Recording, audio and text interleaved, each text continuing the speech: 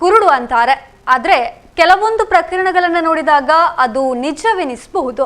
ಮಧ್ಯಪ್ರದೇಶದ ಜೈಲು ಅಧಿಕಾರಿ ಜೈಲಿನಲ್ಲಿ ಭೇಟಿಯಾದ ಮಾಜಿ ಕೊಲೆ ಅಪರಾಧಿಯನ್ನ ಪ್ರೀತಿಸಿ ಆತನ ಶಿಕ್ಷೆ ಮುಗಿದು ಬಳಿಕ ಆತನನ್ನೇ ಮದುವೆಯಾಗಿದ್ದಾರೆ. ಈ ವಿಚಿತ್ರವಾದ ಲವ್ ಸ್ಟೋರಿ ನಡೆದಿರುವಂತದ್ದು ಮಧ್ಯಪ್ರದೇಶದಲ್ಲಿ. ಆತ ಕೊಲೆ ಮಾಡಿದ್ದ ಜೈಲು ಸೇರಿದ್ದ ಅಪರಾಧಿ, ಆಕೆ ಆ ಜೈಲಿನ ಅಧಿಕಾರಿ. ಅವರಿಬ್ಬರ ನಡುವೆ ಪ್ರೀತಿ ಮೊಳಕೆ ಹೊಡೆದಿದ್ದು ಎಂದ್ರೆ ನೀವು ನಂಬಲು ಸಾಧ್ಯವೇ? ಆ ಅಪರಾಧಿಯ ಶಿಕ್ಷೆಯ ಅವಧಿ ಮುಗಿದ ಬಳಿಕ ಆಕೆ ಆತನನ್ನ ಮದುವೆಯಾಗೋದಾಗಿ ಪಟ್ಟು ಹಿಡಿದಿದ್ದಾಳೆ. ಅದಕ್ಕೆ ಆಕೆಯ ಮನೆಯವರು ಸುತಾರಾಮ್ ಒಪ್ಲಿಲ್ಲ.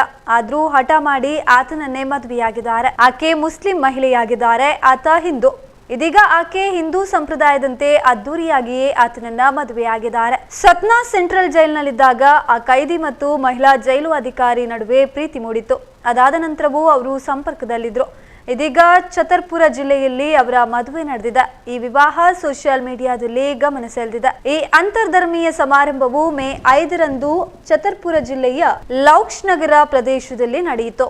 ಸಾತ್ನಾ ಕೇಂದ್ರ ಜೈಲಿನಲ್ಲಿ ಸಹಾಯಕ ಸೂಪರ್ಡೆಂಟ್ ಮತ್ತು ವಾರೆಂಟ್ ಇನ್ಚಾರ್ಜ್ ಆಗಿ ಸೇವೆ ಸಲ್ಲಿಸಿದ ಫಿರೋಜ್ ಶಾ ಖಾಟೂನ್ ಜೈಲಿನೊಳಗೆ ತನ್ನ ಅಧಿಕೃತ ಜವಾಬ್ದಾರಿಗಳನ್ನು ನಿರ್ವಹಿಸುವಾಗ ಕೊಲೆ ಅಪರಾಧಿಯಾಗಿದ್ದ ಧರ್ಮೇಂದ್ರ ಸಿಂಗ್ ಅವರನ್ನ ಮೊದಲು ಭೇಟಿಯಾಗಿದ್ರು. ನಂತರ ಅವರಿಬ್ರು ಪ್ರೀತಿಸತೊಡಗಿದ್ರು. 2007ರಲ್ಲಿ ಚಾಂದಾಲನಗರ ಪರಿಷತ್ನ ಉಪಾಧ್ಯಕ್ಷರಾಗಿದ್ದ ಕೃಷ್ಣದತ್ತ ದೀಕ್ಷಿತ್ ಅವರ ಕೊಲೆ ಪ್ರಕರಣಕ್ಕೆ ಸಂಬಂಧಿಸಿದಂತೆ ಧರ್ಮೇಂದ್ರ ಸಿಂಗ್ ಅವರಿಗೆ ಜೈಲು ಶಿಕ್ಷೆಯಾಗಿತ್ತು. ಧರ್ಮೇಂದ್ರ ಸಿಂಗ್ ಅವರ ಉತ್ತಮ ನಡವಳಿಕೆಯಿಂದಾಗಿ ಜೈಲಿನಲ್ಲಿ ನಂತರ ಕ್ಲೆರಿಕಲ್ ಕರ್ತವ್ಯಕ್ಕೆ ನಿಯೋಜಿಸಲಾಗಿತ್ತು. ಈ ವೇಳೆ ಜೈಲಾಧಿಕಾರಿ ಜೊತೆ ಪ್ರೇಮಾಂಕುರವಾಗಿದೆ.